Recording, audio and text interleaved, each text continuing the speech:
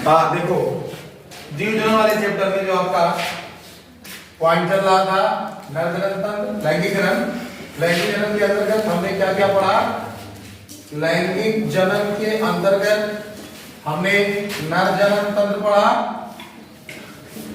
और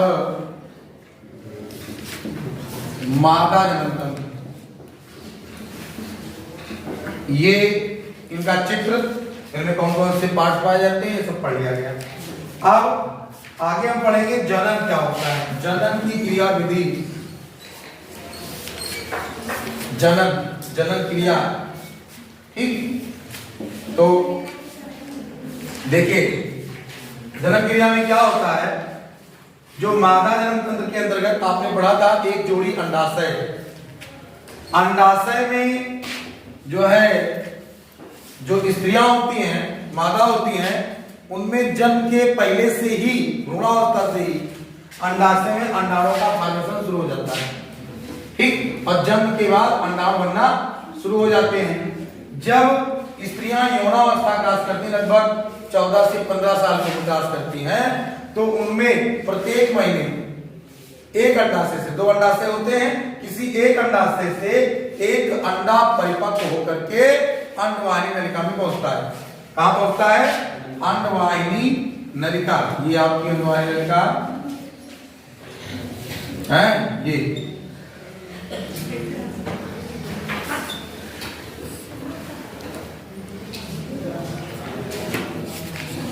ये अंडवाहिनी नलिका है।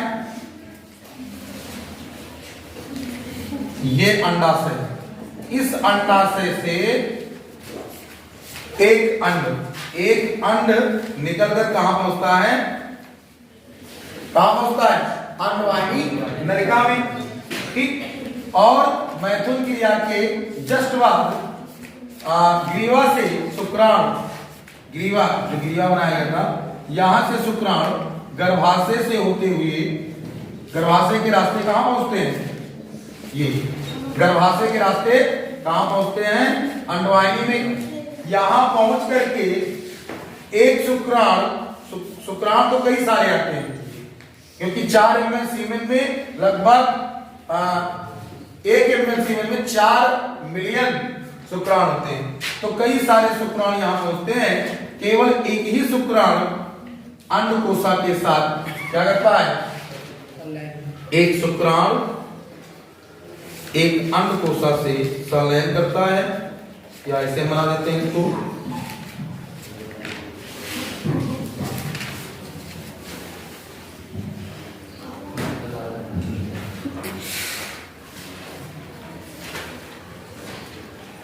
ये एक शुक्राणु, दोनों का न्यूक्लियस मिल जाता है।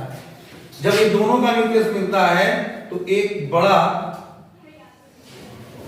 अंडा बनता है, जिससे हम क्या कह सकते हैं? ये द्विगुणित 2n युग्मनज होता है। क्या होता है? ये युग्मनज, द्विगुणित युग्मनज बनता है, और इसी युग्मनज से भ्रूण बनता है, ठीक। और ये प्रक्रिया कहां होती है? युग्मनज बनने की क्रिया अंडवाहिनी नलिका में होती है। फिर धीरे धीरे ये खिसकता जाता है, 1 से 4 दिन आगे खिसकता है, और इसी में भ्रूण बनता भी जाता है। लगभग 7 दिन के पश्चात ये एंडोमेट्रियम के पास पहुंच जाता है। यहाँ इस भित्ति को, गर्भाशय की आंतरिक भित्ति को क्या कहते हैं? एंडोमेट्रियम। एंडोमेट्रियम बोलते हैं।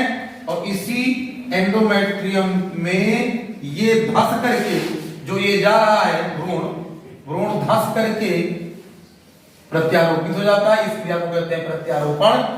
क्या कहते हैं? प्रत्यारोपण कहते हैं। एंडोमेट्रियम में धस जाता है और इस क्रिया को प्रत्यारोपण कहते हैं। फिर प्रत्यारोपण के बाद धीरे धीरे इसमें कोशिकाओं का विभाजन होता है, विदलन होता है, भ्रूणीय परिवर्तन होता है, और लगभग 9 महीने के बीच में ये 9 महीने तक एक स्वस्थ एवं परिपक्व मेच्योर बच्चे का निर्माण हो जाता है। ठीक, समझ गए?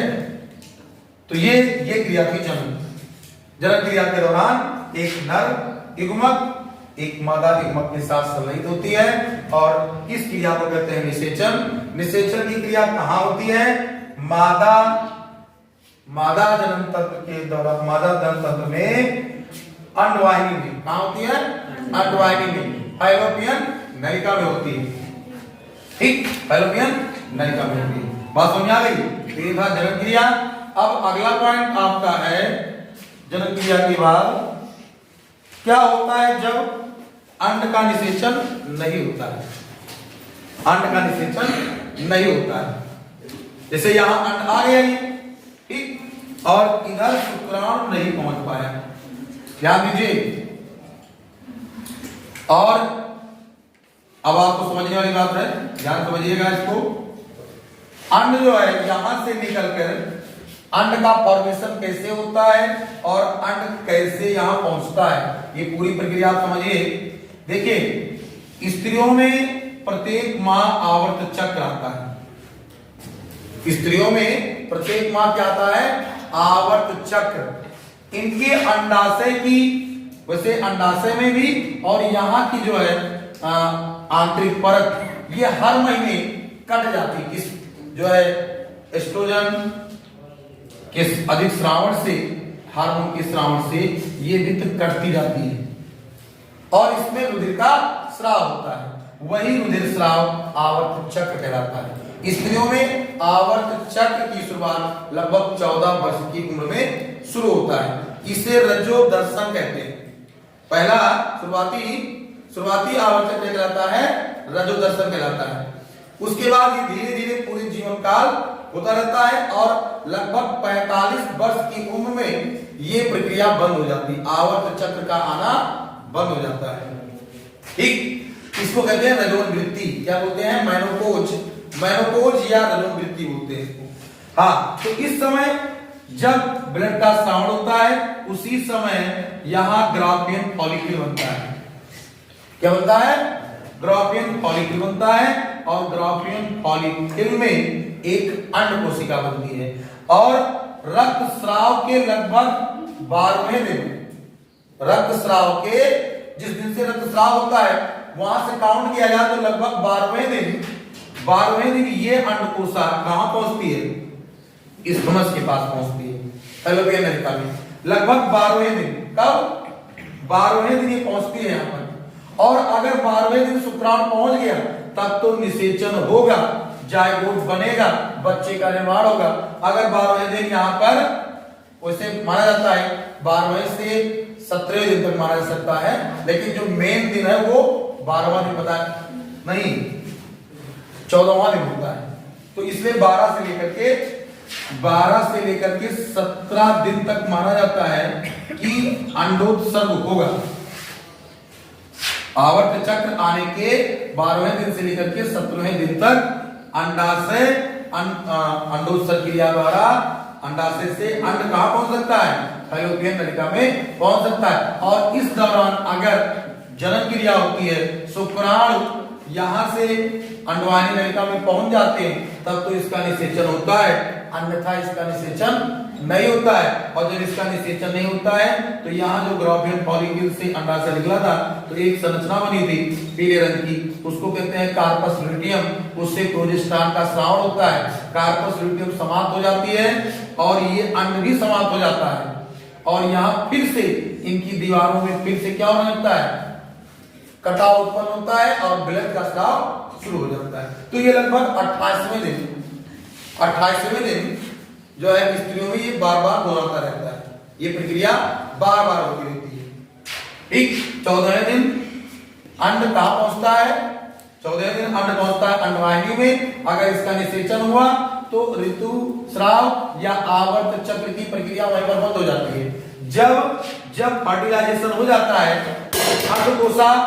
अंडकोशा और शुक्राणु जब आपस में निषेचित हो जाते हैं तो उसके बाद 9 महीने तक फिर आवर्त चक्र नहीं आता है। नहीं तो हर महीने 28वें दिन, लगभग 28वें दिन या 30वें दिन, 1-2 दिन आगे पीछे होकर के ये आवर्त चक्र आता रहता है। ठीक, और इसी आवर्त चक्र के कारण ही अंड कहां पहुंचता है? अंड अंडवाहिनी में पहुंचता है। लेकिन उसी दौरान जो बताया हमने 12 से 17 दिन के बीच में अगर शुक्राणु कहां पहुंच जाते हैं?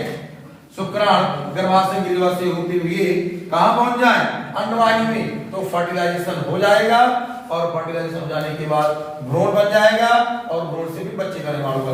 और अगर मान लीजिए इस दौरान 12वें से 17वें दिन के दौरान अगर शुक्राणु नहीं पहुंचा तो ये अंडकोशिका क्या हो जाएगी, नष्ट हो जाएगी और यहाँ ग्राफियन फॉलिकल जो बना है कार्पस लुटियम वो भी नष्ट हो जाएगा और यहाँ की आंतरिक दीवार जो है एंडोमेट्रियम की दीवार ये टूटने लगेगी और इनके टूटने से बहुत ज्यादा ब्लड स्राव होता है।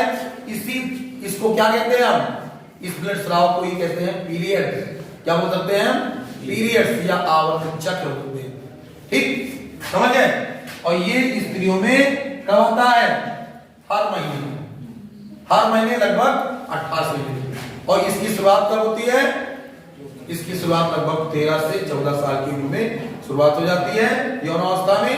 और बंद कब होती है, लगभग 45 से 50 वर्ष की उम्र में स्त्रियों में, लगभग 45 से 50 वर्ष की उम्र में स्त्रियों में आवर्त चक्र का आना बंद हो जाता है। इस क्रिया को कहते हैं रजोन वृत्ति या अंग्रेजी में कहते हैं मेनोपॉज। क्या कहते हैं, मेनोपॉज। ठीक, तो स्त्रियां लगभग 13 साल से लेकर के 45 साल तक मां बन सकती हैं। 45 साल के बाद फिर मां बनने की संभावना खत्म हो जाती है, फिर वो मां नहीं बन सकती है, अर्थात उन्हें गर्भधारण नहीं हो सकता है। ठीक समझ गए। तो ये पूरी प्रक्रिया थी आवर्त चक्र, आप समझ गए। अर्थात जब अंडाणु का निषेचन नहीं होता है तो क्या होता है, अंडाणु का निषेचन नहीं होता है तो कार्पस ल्यूटियम फट जाता है, गर्भाशय की दीवार फटने लगती है और बहुत सारा ब्लड यौन मार्ग से बाहर निकलता है। इस क्रिया को कहते हैं क्या कहते हैं इसको कहते हैं आवर्त चक्र, जो हर महीने में लगभग 28वें या 29वें दिन दोहराया जाता है। और अगर निषेचन क्रिया हो जाती है तो ये आवर्त चक्र का आना बंद हो जाता है। कब तक के लिए, जब तक कि बच्चे का जन्म नहीं हो जाता है। समझ गए। तो ये था, इसको ऋतुस्राव या आवर्त चक्र कहते हैं। अगला पॉइंट है जनन स्वास्थ्य, अर्थात जन्म से संबंधित जो स्वास्थ्य है, इसमें भी बहुत सारी बीमारियां, जन्म से संबंधित बहुत सारी बीमारियां होती हैं। जन्म स्वास्थ्य से संबंधित ये है कि बहुत सारे युगल समझ लो ना, युगल माने पति पत्नी कह सकते हैं। बहुत सारी पति पत्नी ऐसे हैं जो संतान विहीन हो जाते हैं या उन्हें संतान की प्राप्ति नहीं हो पाती है। कारण क्या हो सकता है, कारण ये हो सकता है या तो नर में शुक्राणु का फॉर्मेशन सही तरीके से नहीं हो रहा है या सीमेन में शुक्राणु की संख्या बहुत कम है। बंद कर दे क्या, हाँ देखो, आप जनन क्रिया के बाद आपका अगला पॉइंट है जनन स्वास्थ्य।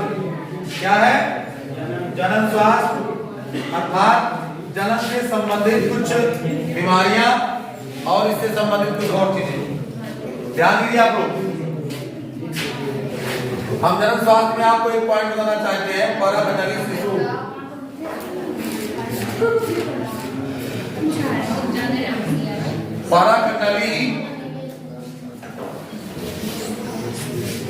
परकनली शिशु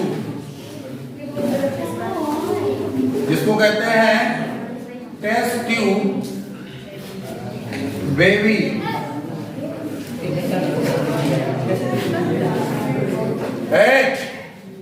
टेस्ट ट्यूब बेबी क्या होता है, जब युगल अर्थात पति पत्नी संतान उत्पन्न करने में विफल हो जाती है तो इसका दो कारण हो सकता है, या पुरुष में शुक्राणु का फॉर्मेशन सही तरीके से ना हो रहा हो या फिर मादा में कोई गड़बड़ी हो।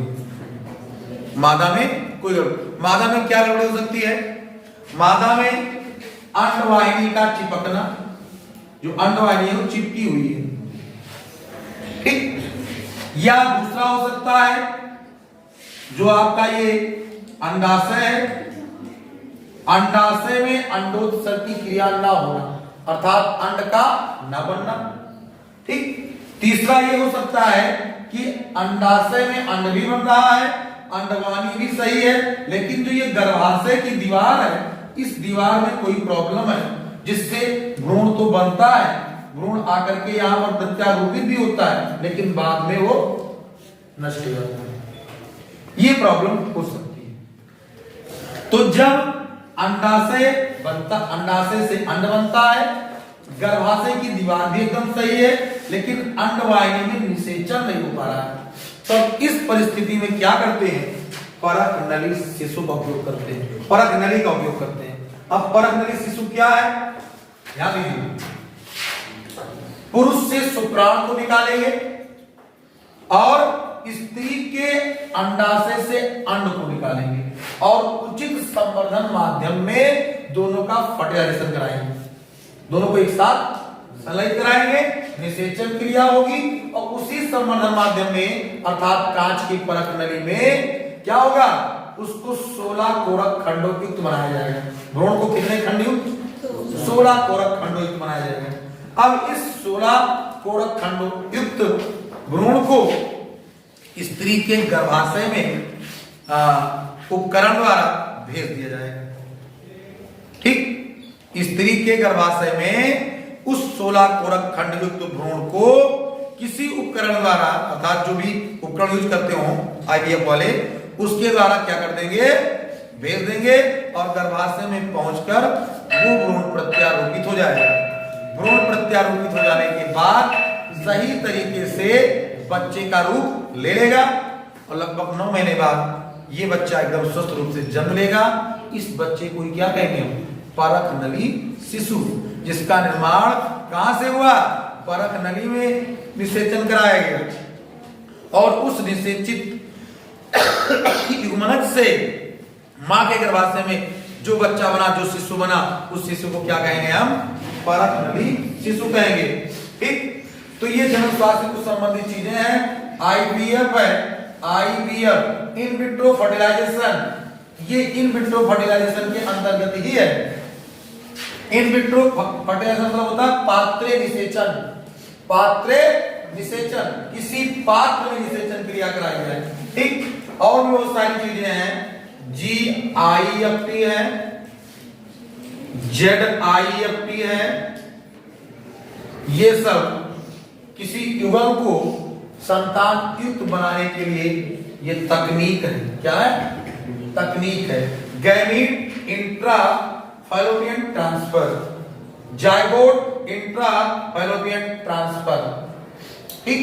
कभी कभी होता है कि गैमीट शुक्राणु सही तरीके से पहुंच नहीं पाता है, तो शुक्राणु को डायरेक्ट कहां पहुंचाया जाए, फैलोपियन नलिका में, और अंड से उसका निषेचन कराया जाए।